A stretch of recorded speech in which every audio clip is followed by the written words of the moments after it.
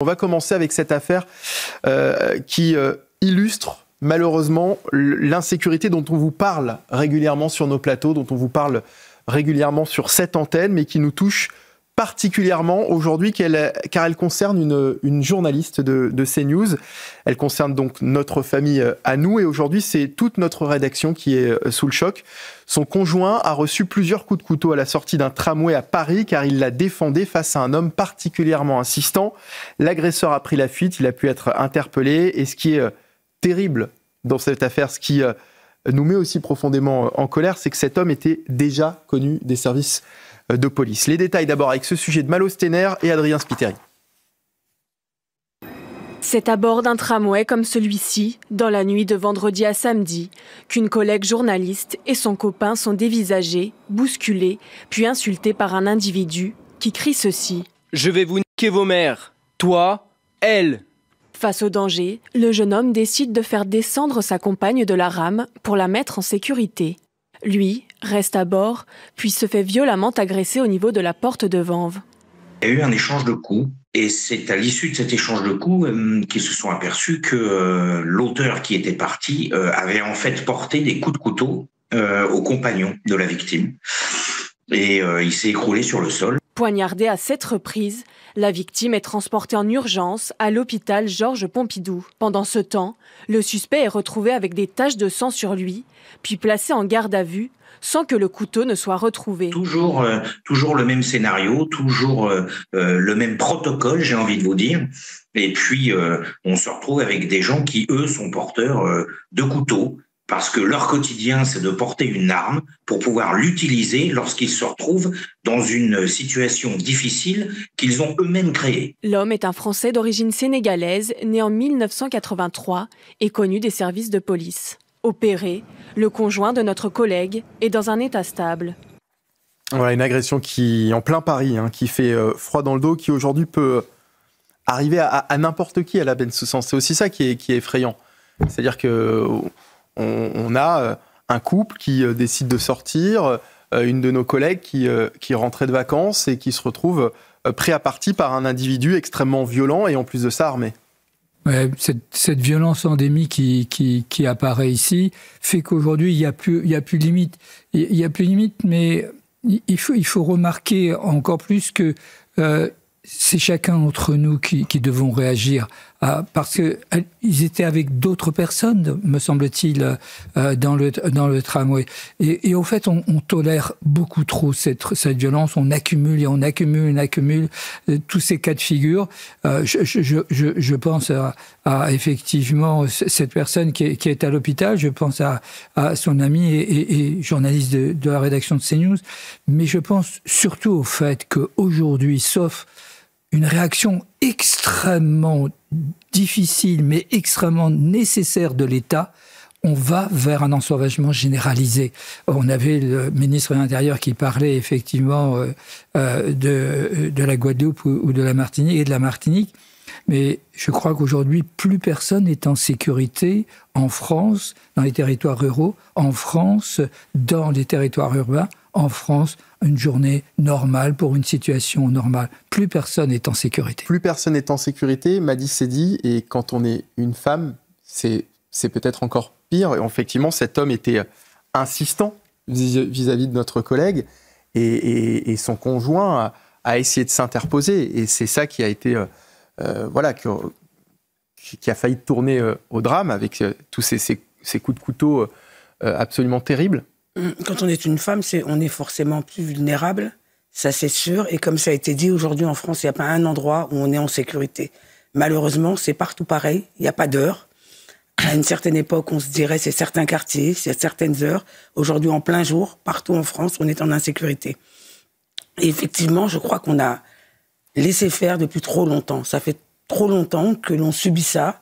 En France, aujourd'hui, même dans les territoires, même dans en province, où c'était encore calme il y a quelques années, on ne peut plus sortir. La vérité, c'est qu'aujourd'hui, à Paris, on ne peut plus sortir, que ce soit un événement culturel, que ce soit un événement sportif, que ce soit même une sortie en famille, comme là, ça pouvait être le cas. On risque sa vie. Il faut vraiment que nos dirigeants prennent la mesure du problème et il faut vraiment un sursaut.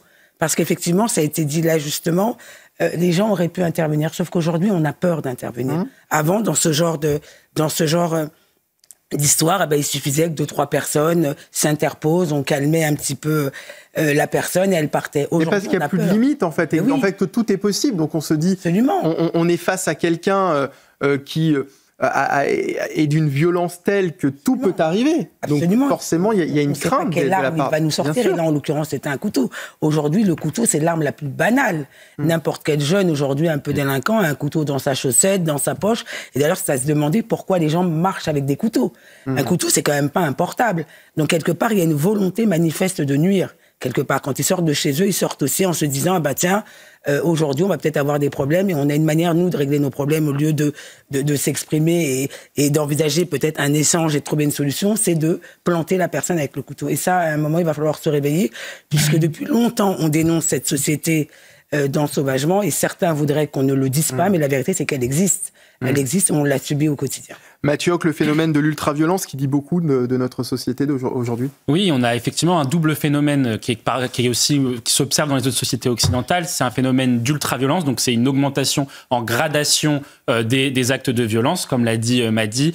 Auparavant, un règlement de compte, c'était plutôt une joute verbale. Là, désormais, des gens sont capables de sortir un couteau, ce qui est impensable et ce qui était impensable il y a encore quelques années. Et puis, vous avez un phénomène de barbarisation, ce qu'il faut quand même bien dire. Il y a un chiffre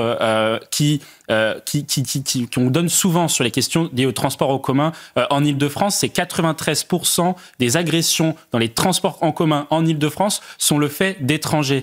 63% des violences sexuelles et d'agressions contre les femmes sont le fait, dans les transports en commun d'Ile-de-France, sont le fait d'étrangers. Que s'est-il passé ? On est à Paris dans un tram porte de Vanves, donc transport en commun en Ile-de-France. La personne qui a agressé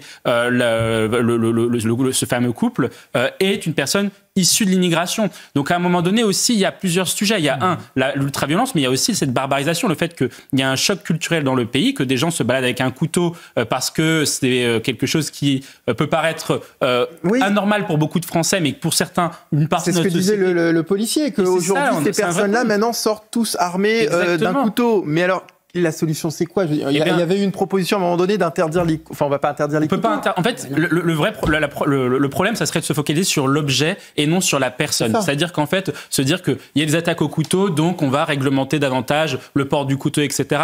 Peut-être, mais ça ne réglera pas le sujet. Le sujet, me semble-t-il, est double. Il y a un sujet de doctrine, c'est-à-dire quelle réponse vous faites à l'ensauvagement de la société, à l'ultraviolence et à la barbarisation. Par exemple, ce n'est pas normal que depuis les années 90, les agressions contre les personnes ont augmenté de 400% et que les peines de prison assorties ont augmenté que de 30%. Donc, c'est-à-dire que vous avez un nombre de peines de prison qui ont augmenté 10 fois moins vite que le nombre de la violence dans la société. Et puis, le deuxième sujet, je suis désolé, c'est de prendre la racine du problème. Et là, en l'occurrence, il y a un sujet sur l'immigration. Il faut pas se cacher derrière son petit doigt. Ça fait pas plaisir à tout le monde de le dire, mais c'est un des sujets-là. Et donc, effectivement, en contrôlant davantage l'immigration, vous allez réduire le nombre d'attaques au couteau, 120 attaques au couteau aujourd'hui par jour dans notre pays.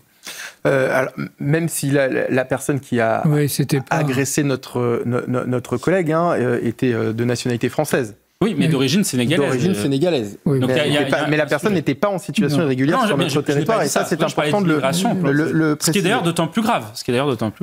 Jules Laurence, ce qui nous met particulièrement en colère aussi, est-ce que les Français comprennent plus aussi lorsqu'ils sont témoins de ce type d'affaires, c'est qu'on on se retrouve face à une personne qui était déjà connue des services de police. Donc on a affaire à quelqu'un dont on suspecte, en tous les cas, on connaît la dangerosité et qui, aujourd'hui, se retrouve à passer à l'acte avec muni d'un couteau et armé dans les transports en commun parisiens. Oui, mais il faut le dire, on a aussi un État qui ferme les yeux sur ce sujet de société des attaques au couteau, qui sont aujourd'hui des attaques gratuites, il faut le dire, il n'y a pas de visée derrière. Derrière, là, cette agression de cette journaliste et de son compagnon, il ne voulait pas prendre quelque chose, il a attaqué gratuitement le journaliste ainsi que son compagnon. Et ça, c'est un phénomène de société qui a du mal à prendre en compte notre État et notre police, d'autant que on a des rapports de police aujourd'hui qui documentent largement comment sont venus les phénomènes d'attaque au couteau dans notre société, c'est-à-dire majoritairement par les mineurs isolés dans les transports en commun qui, depuis les années 2010, ont infusé ce phénomène qui a explosé. Et pour autant, on a un manque de chiffres sur ce sujet des attaques au couteau. On a un vieux chiffre qui est de 120 attaques au couteau par jour, 2021. qui a été repris par le Sénat.